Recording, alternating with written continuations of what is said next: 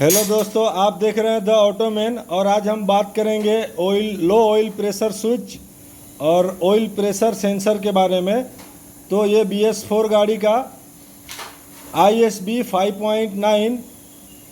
Engine है और इसके अंदर ऑयल प्रेशर का दो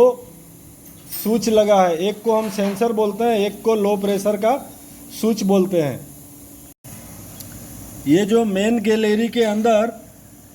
ये जो सॉकेट लगा है, पहले यहीं पे डायरेक्ट ये स्विच लगती थी जो क्लस्टर मीटर में चाबी ऑन करने पे ऑयल का लाइट जलता था और गाड़ी बंद स्टार्ट कर देंगे, जैसे हम इंजन को स्टार्ट करते थे वो लाइट बंद हो जाती थी। ये स्विच पहले से आता है। तो BS4 और BS6 गाड़ियों में इस स्विच की क्या ज़रूरत पड़ गई जो एक और लगाना पड़ा। तो जैसा कि हम जानते हैं कि इंजन मैनेजमेंट सिस्टम में कूलेंट का टेम्परेचर का सही डेटा या जानकारी जाना और उसके साथ साथ ऑयल प्रेशर का जो डेटा होता है या जानकारी होती है वो सही मिल सके, इसीलिए ऑयल का एक सेंसर अलग से और ऐड किया हुआ है। ये वाला ये ECM को ऑयल का प्रेशर कितना है वो बताने का काम करता है और उसी ब्रैकेट में लगा हुआ आगे का जो स्विच है लो ऑयल प्रेशर स्विच, वो क्लस्टर मीटर के ऑयल के सिंबल को चालू और बंद करने का काम करता है। जब हम चाबी ऑन करेंगे तो क्लस्टर मीटर पे लाइट जलेगी ऑयल की, और जब हम इंजन स्टार्ट करेंगे तो एक दो गिनने से पहले वो लाइट बंद हो जाती है। और ये जो है ECM को सही बताता है कि ऑयल का प्रेशर कितना है। तो उस जानकारी के आधार पे ECM डिसाइड करता है कि इंजन में ऑयल का प्रेशर सेफ कंडीशन में है। मान लो अगर ये सेंसर की मदद से या ऑयल प्रेशर सेंसर की मदद से ECM को अगर ये पता चले या यहाँ से जानकारी जाए कि ऑयल का प्रेशर आधे बार से कम है या फिर जितना इंजन में सेफ होना चाहिए उससे कम है, तो ECM क्या करेगा, इंजन को बंद कर देगा ताकि लो ऑयल प्रेशर की वजह से इंजन का कोई भी पार्ट्स सीज ना हो सके, मतलब जाम ना हो। और BS4 और BS6 में ये सेंसर ऐड करने से इंजन की सेफ्टी बढ़ गई है। इसका एक पिन का वायर आता है जो J1 कपलर में लगता है और इसका भी एक पिन का वायर आता है। ये वायर J2 कपलर से लगता है। J2 कपलर के माध्यम से होते हुए क्लस्टर मीटर में जाता है और ये J1 कपलर से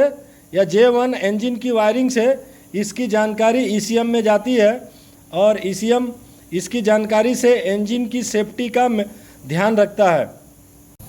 कभी भी ऐसा हो कि चाबी ऑन करने पे अगर हमारे क्लस्टर मीटर में लाइट ऑन नहीं हो रही है, चाबी ऑन करने पे गाड़ी स्टार्ट नहीं करना है, चाबी ऑन किए और लाइट ऑन नहीं होती है ऑयल प्रेशर की,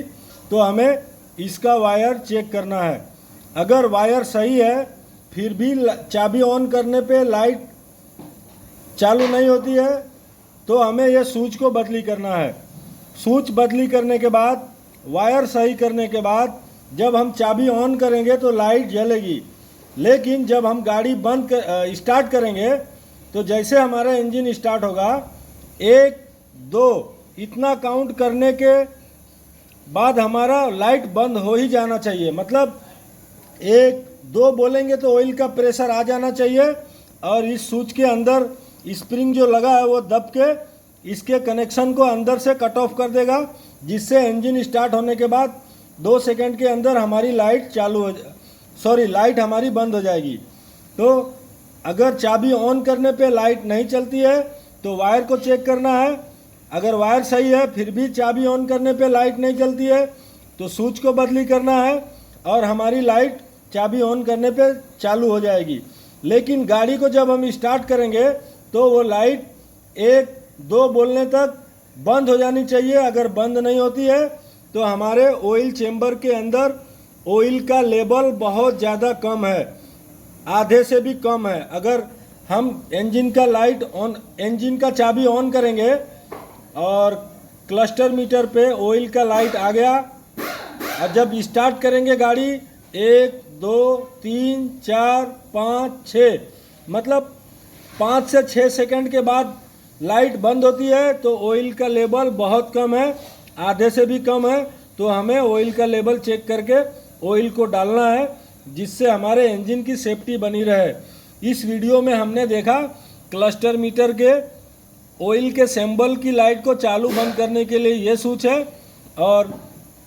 ईसीएम को ऑयल का प्रेशर की जानकारी देने के लिए ये स्विच है, और BS4 और BS6 गाड़ियों में